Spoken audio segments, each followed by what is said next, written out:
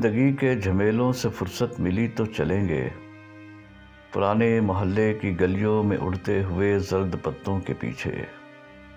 घुमाएंगे उम्रे गुज़श्ता के लट्टू, किसी साइकिल का उतारा हुआ घेरा सब कुल्फतें बामे निस्यां पे रखकर। खुशी का कोई लम्हा हो या न हो हम हंसेंगे, दरख्तों की शाखों पे लहराती शामों से मिलकर।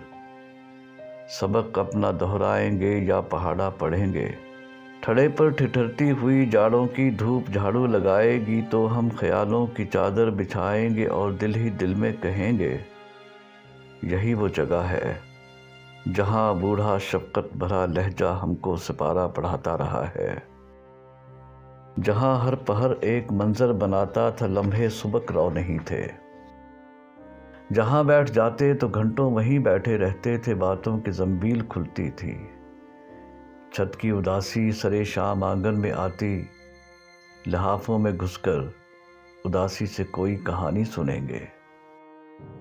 सवेरे की उजली प्याली में गुड़ वाली चाय की चुस्की भरेंगे तो दुनिया बहुत मीठी मीठी लगेगी।